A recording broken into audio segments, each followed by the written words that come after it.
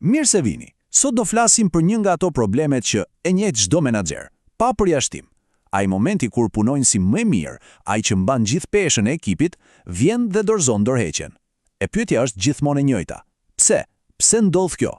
Përgjigja mund të jetë e fshehur në një strukturë, një piramidë që shpeshherë anashkalojmë. Po, kjo është pikërisht pyetja që shumë menaxherë ja bëjnë vetes natën. Investon kaq shumë kohë, energji, besim te dikush dhe pastaj thjesht e shet të largohet. Dhe gjëja më frustruese është se shpesh nuk është puna te paga. Të gjithë mendojnë se është paga, por jo gjithmonë. Atëherë, çfarë na ka shpëtuar pa parë? Ç'është ajo gjë që s'po e kuptojmë? E dini çfarë? Përgjigja nuk është ndonjë mister i madh. Në fakt, gjendet te një model psikologjik që të gjithë e kemi dëgjuar në shkollë, piramida e nevojave e Maslow't. Po, e di ç'po mendoni. Teoria akademike e mërzitshme, por harrojeni atë pjesë. Sot do ta shohim këtë piramidë si një manual praktik, një hartë për të ndërtuar një ekip që jo vetëm funksionon, por që qëndron bashkë. Dhe gjithçka, si çdo ndërtesë e fortë, nis nga themeli. Pra ja ku jemi, në bazën e piramidës. Këtu fillon gjithçka. Para se të fillojmë të flasim për fjalë të mëdha si pasion, motivim, qëllim, duhet të flasim për gjërat më bazike, absolutisht themelore. Flasim për një pagë që të lejon të jetosh dhe për pushim të mjafshëm që trupi të rikuperohet. Ky është themeli. Nëse themeli lëkundet, harroni pjesën tjetër të ndërtesës. Kjo pjesë është absolutisht e panegociueshme. Për ta kuptuar më mirë, le të marrim një shembull. Njihuni me Agimin. Agimi po punon turnin e dytë radhazi, një fundjavë të zgjatur. Dhe pa pritur, ai Agimi efikas dhe i shpejt që të gjithë njohin, nuk është më aty. Fillon të harroj porosit, i bien gjëra nga duart, madje u përgjigjet klientëve me nerva. Pyetja që duhet t'i bëjmë vetes është kjo: a është problemi tek Agimi apo tek sistemi që e ka çuar në këtë pikë raskapitje? Dhe pikërisht këtu gjendet çelësi i gjithçkaje. Zgjidhja e vërtet nuk është i bërtasësh Agimit, as pak. Zgjidhja është të hedhësh një sy te sistemi, të rishikosh oraret. A janë të balancuara turnet? A janë pushimet vërteta apo thjesht 5 minuta për të ngrënë diçka në këmbë? Dhe pyetja më e rëndësishme: a mjafton ajo pagë për të mbuluar shpenzimet bazë?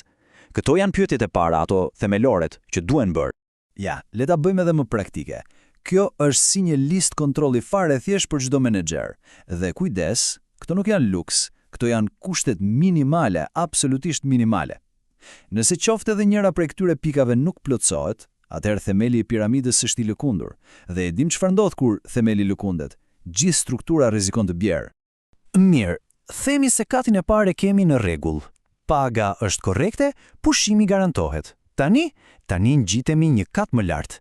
Kemi arritur te niveli i dytë, siguria. Dhe kur themi siguri, nuk e kemi fjalën vetëm për sigurinë fizike, si për shembull të mos rrëzohesh. Flasim për diçka më të thellë, sigurinë psikologjike, sigurinë profesionale, të ndjerit i qetë në vendin e punës. Le të marrim një shembull tjetër. Elira, një vajzë e re me kontratë 3 mujore. Plot dëshirë për të punuar, por çdo ditë dëgjon atë frazën e tmerrshme: mos harro, ka 10 të tjerë që presin për vendin tënd. Ky kërcënim i vazhdueshëm e mban në ankth, e paralizon. Ajo ka frikë të bëjë pyetje, pse mos duket budallaqe, ka frikë të raportojë një problem, pse mos e marrin parankesë. Dhe rezultati? Nuk e jep kurrë potencialin e saj të plot. Derisa një ditë, presioni bëhet aq i madh sa që thjesht largohet. Dallimi është si nata me ditën, apo jo? Në njërin anë, kemi një mjedis pune të ndërtuar mbi frikën, kërcënime para të gjithëve, ndërshkim për çdo gabim të vogël. Në anën tjetër, një mjedis i ndërtuar mbi besimin, ku kritika bëhet privatisht, me respekt, dhe ku gabimet shihen si shans për të mësuar diçka të re. Tani, po t'ishte Elira, cilin prej këtyre dy mjediseve do të zgjidhte për të qëndruar? Përgjigjja është fare e qartë. Okej, pra kemi themelin, kemi sigurinë, çfarë vjen më pas? Pasi një person ndihet i sigurt, fillon të kërkojë lidhje. Kemi arritur në katin e tretë. Përkatësia, nevoja për të qenë pjesë e një grupi, për të pasur njerëzit e tu edhe në punë. Në fundit, ne jemi qenie sociale. Kjo nuk zhduket sa po veshim uniformën e punës apo ulemi në zyrë. Le të njohim Bledarin, një kuzhinier 22 vjeçar, i talentuar, por i ardhur nga një qytet tjetër. Ekipi kuzhinës ku ai punon është si një familje e vogël. Ata kanë vite që punojnë bashkë, kanë shakat e tyre, kodet e tyre.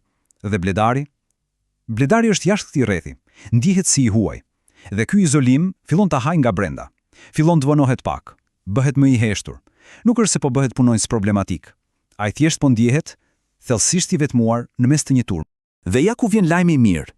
Për të krijuar këtë ndjenjë përkatësie, nuk duhen buxhete marramendse apo festa të shtrenjta.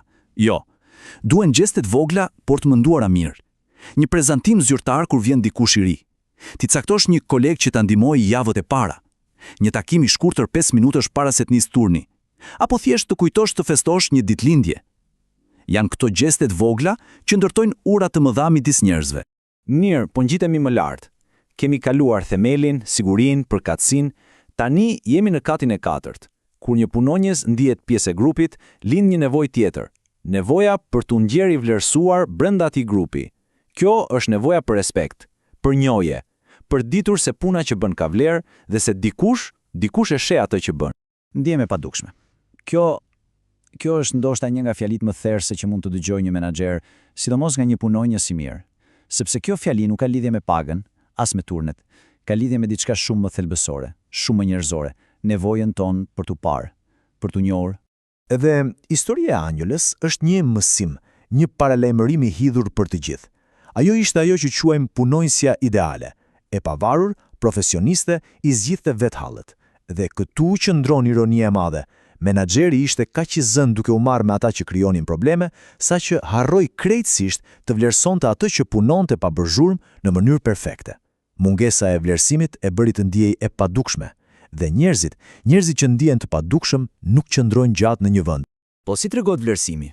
Duhet të jetë specifik. Një bravo e thjesht nuk lë shumë gjurmë, por një më pëlqeu shumë mënyra se si e menaxhove atë klient vështirë dje. Kjo tregon diçka tjetër. Tregon se ke qenë vërtet i vëmendshëm. Mund të jetë një lëvdat publike, mund të jetë një bonus, mund të jetë diçka simbolike si punonjësi i muajit. Forma nuk ka aq rëndësi sa sinqeriteti dhe vazhdimësia. Dhe ja ku jemi, në majtë të piramidës. Këtu bëhet ndarja e lojtarëve të mirë nga ata të shkëlqyerit.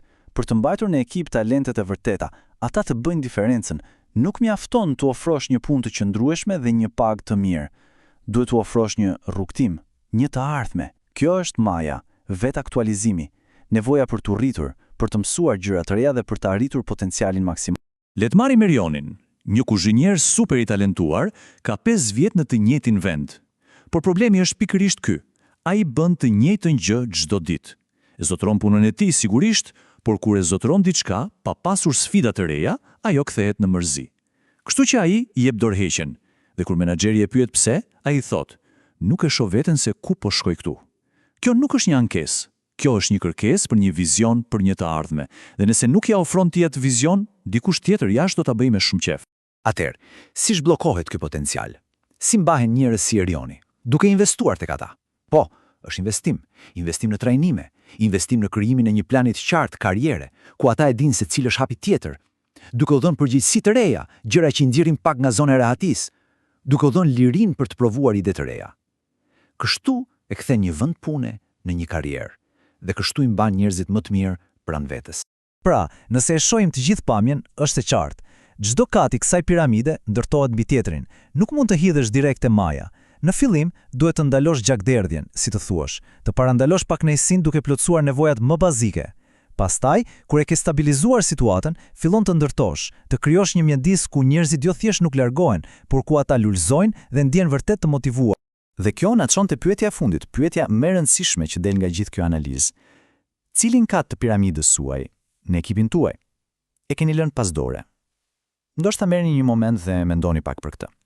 Sepse punonjësi i radhës, ai i miri, që po mendon të largohet, mund të jetë duke pritur pikërisht në atë kat të harruar. Ju falemnderit.